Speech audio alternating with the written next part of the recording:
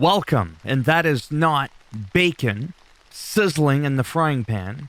That is the soothing sounds of nature, raindrops falling on leaves. I always play some kind of nature shit in the background because there's nothing more annoying for me than hearing somebody talk with complete dead silence or some cringy techno pop music.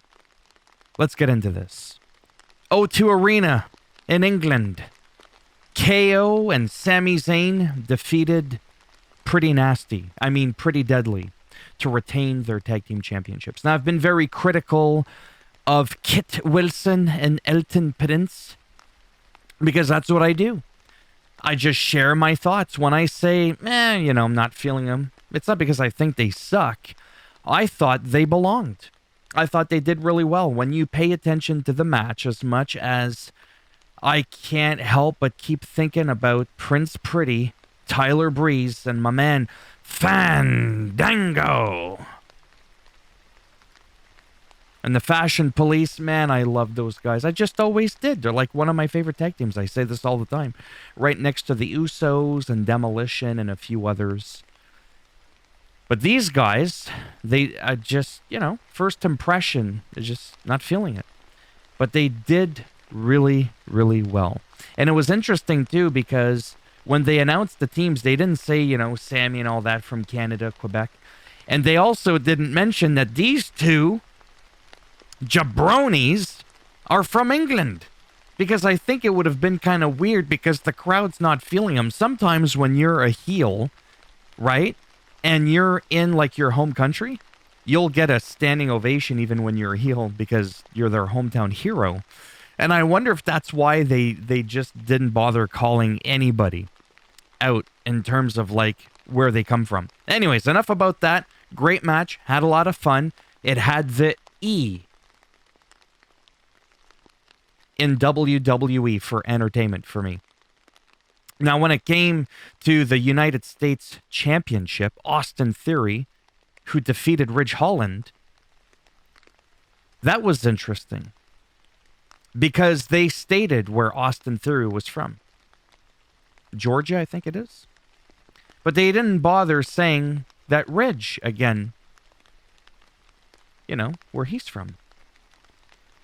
I don't know, little things that I pay attention to that I thought was weird. I liked the match. I just didn't like the ending, but I kind of get it. Because of the whole thing with Solo Sikoa and the Samoan spike in the neck. And Austin Theory chopped him in the neck. Did his little drop kick thing. And then that was enough to pin him. But ultimately, in the end, I enjoyed the match. I get it. It's going to be interesting to see someday who actually dethrones Austin Theory. I hope they don't do with him what they're doing with Roman. I'm just saying, that was up to 3 belts, but we'll get into that in a minute. But no, I really like Austin Theory. I really like where he's at. Intercontinental Champion Gunther, again, he's been a champion for a while. Because they're making the reigns longer, I feel like it's giving them more meaning. And I think that's where WWE is trying to go with that. So again, nothing bad to really say about this match other than wish it could have gone on a little bit longer. Didn't like the neck thing, but I get it. Now Bayley, one-on-one, haven't seen her in a while. She did good. Defeated Shotzi to keep her place at Money in the Bank.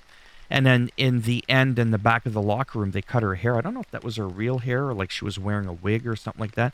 Because that is pretty dramatic. So now it's starting to make me wonder, is she going to come out with a new look? Looking like Ruby Soho, with the really short hair. I don't know what's going to happen, but I thought that was interesting. Now I'm looking at Bayley in that pose right there, and I think she looks great. She looks fantastic. She's in good shape. But I'm only talking about this because I just read it on Reddit. I read it on Reddit? Reddit. Okay. People talking about Bayley being fat and all that. It's like, yeah, no. Dewdrop is fat. No offense. Or Piper Niven. And that's not insulting her. That's not body shaming. It's, okay, like that's her body type. It's not exactly slender. Okay? So I don't see, but now I went and looked back at some older pictures of Bayley, And I was like, oh, okay. She's bigger, but she's not fat. Okay? Most of you people calling her that probably don't look all that great. Just saying. So, I think she looks fine. Again, only mentioning it because the picture's right there. She had a match, and it reminded me of what I saw last night when I was looking through some wrestling news. So I thought I'd just quickly share my thoughts on that. But yeah, I did enjoy the match, and like I said before, I think Shotzi's a great competitor, great wrestler. Bailey, I feel like, kind of average, but she's good at doing her job, like selling the moves and all that, and being a safe worker and all that kind of stuff, right? Again, not everybody can be the Mario Lemieux or the Sidney Crosby or whatever your favorite, hockey superstar is of, the WWE, right? So that's that. Oh man, this was something. That whole promo was just great when LA Knight came out because Santos Escobar and Butch crashed in on Logan Paul's appearance there. The Grayson Waller effect. Another wanker from Australia. That's not their accent. I don't care. Think the guys... I say this every week because I see him every week, so I'm going to rehash the same shit till it changes. Grayson Waller effect, not feeling it. Logan Paul, I've said this before. Dude is absurdly talented. Just, it's not normal how good he is. I mean, okay. Now, as a person, this whole thing, the Japan Force, that was years ago, not dismissing it. Trust me, I shat on him hard on Twitter years ago. Now I'm kind of like, it's not that I'm over it, but I see people still commenting about him on that. And I get it. But keeping it to wrestling, I think he's phenomenal. I think LA Knight's phenomenal. I'd love to see a match between the two of them. I really hope LA Knight wins the Money in the Bank. Let's not forget that Triple H is the one that brought him out of being a manager, which is what Logan Paul promoted him on, because Vince McMahon thought he was too old to be anything but a manager. It's looking a little too good, sounding a little too good to be just a manager. Yeah? So let me talk to you. Oh man, this whole thing, it was just great. There's that thing I was telling you about where she got suplexed on the table and they cut a piece of her hair. So yeah, I really enjoyed that. And then, yeah, Butch defeated Escobar and LA Knight in a triple threat match that we had. This was also really good. He's thinking to himself, fuck, it's coming and it's gonna hurt. Asuka and Charlotte.